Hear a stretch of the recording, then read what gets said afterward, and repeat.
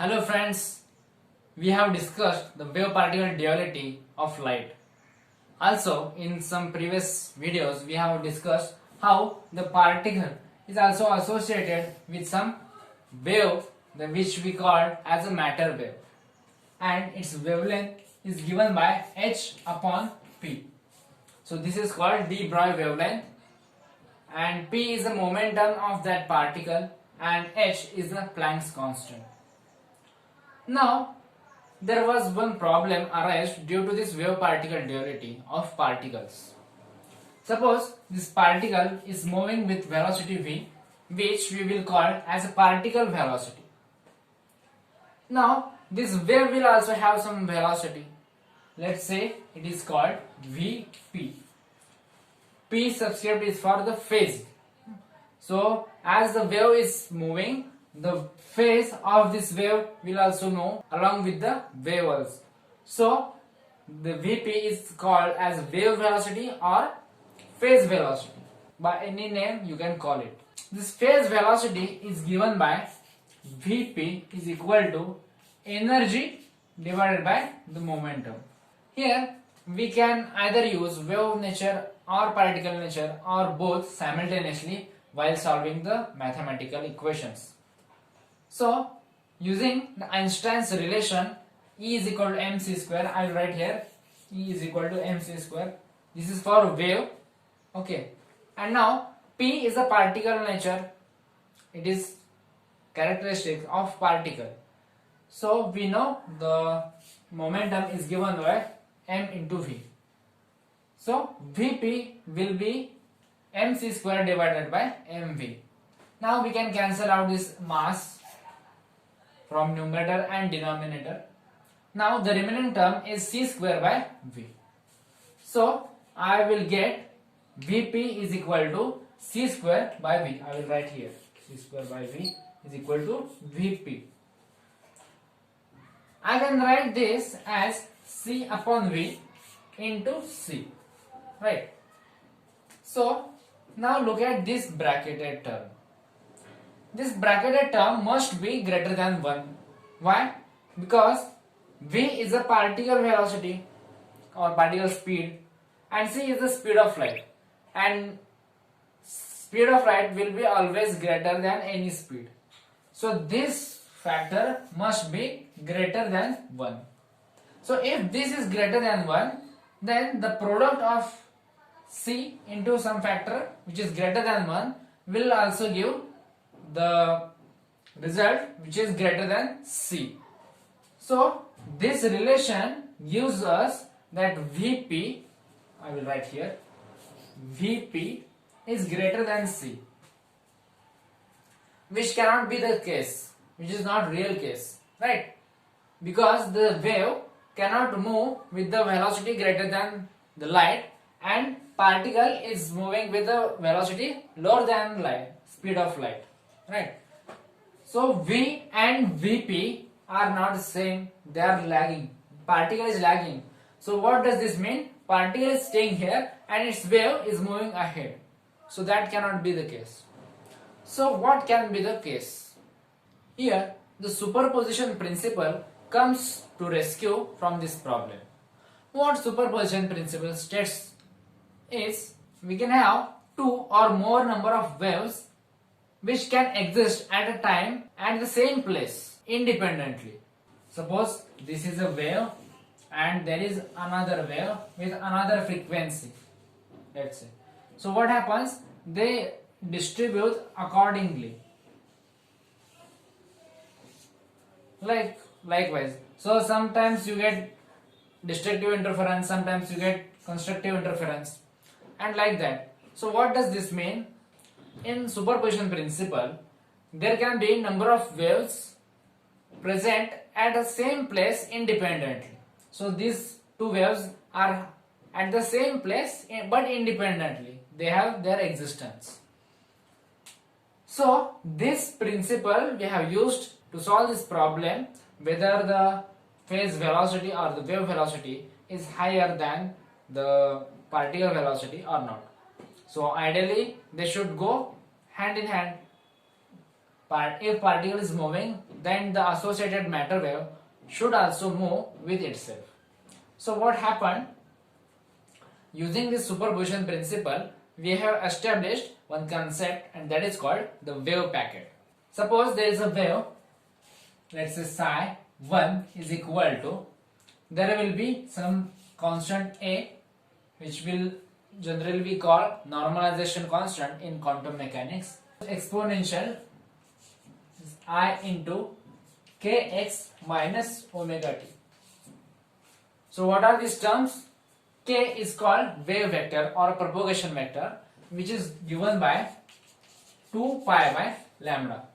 So lambda is our wavelength of that corresponding wave, and omega is the angular frequency, which is given by omega is equal to 2 pi into f, right?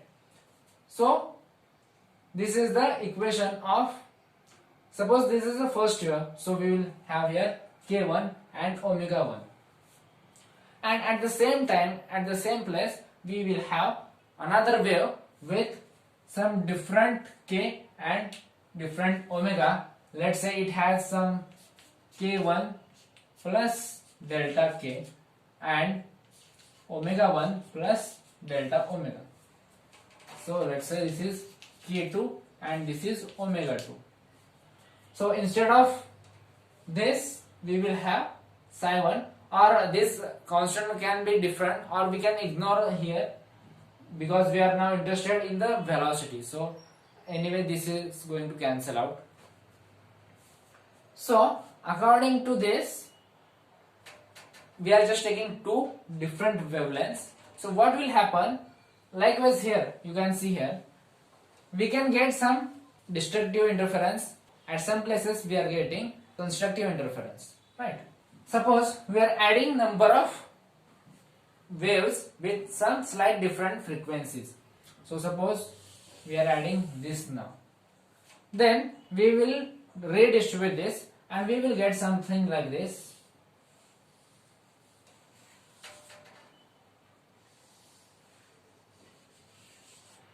So in this region, we are getting some kind of this waveform, right? Out of this region also this waveform can be repeated. That depends on how we are adding these waves. As we go away from this center, this part is going to vanish. Here also this is going to vanish. How many number of waves you are going to add? The waveform will change accordingly. Large number of waves will give you large spike here and smaller width. So I will draw it here. Suppose there are only two waves, I am getting like this, and if I am adding more number of waves, I am getting like this. So now you can see the width here and the width here is reduced because we are adding number of waves. Suppose we have added more number of waves, what we are getting? We are getting sharp peaks. Right? So this is called the wave packet. And this wave packet, this is localized. So out of this there is no wave, zero amplitude. So the definition of wave packet is the localized disturbance or localized waveform that results from the sum of many number of different waveforms or different waves. So this is the definition of wave packet. So what happened due to this concept was, previously we were using E upon P.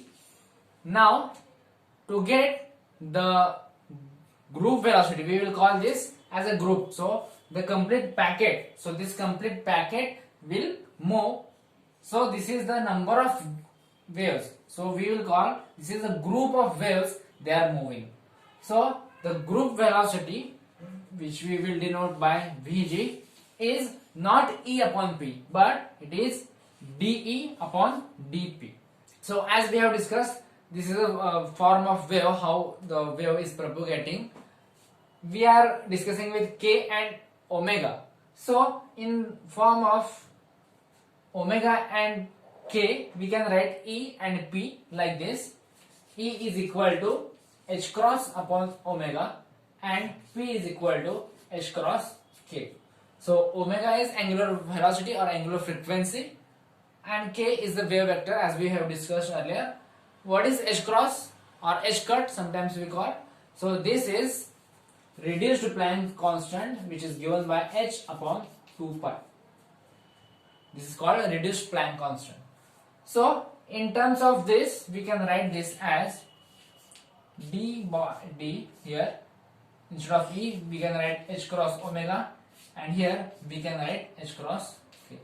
And as h cross is a constant we can take it out of the differentiation and then it will get cancelled out. So I will directly write d omega by dk. And previously the phase velocity or the wave velocity was just omega upon k. We were just taking the ratio, but that is not the ratio, but it should be the differentiation of energy with respect to momentum or angular frequency with displacement vector or wave vector. Now it turns out that if you do some calculation, then this group velocity is exactly equal to the v, that is the particle velocity. So this theory matches and supports the wave particle duality. So this wave packet concept has a very much importance in quantum mechanics. In the next video also we will discuss some concept in wave packet and the consequences of having a wave packet. The Heisenberg's uncertainty principle is also consequence of this wave packet concept. So we will discuss this in the next video. Thank you.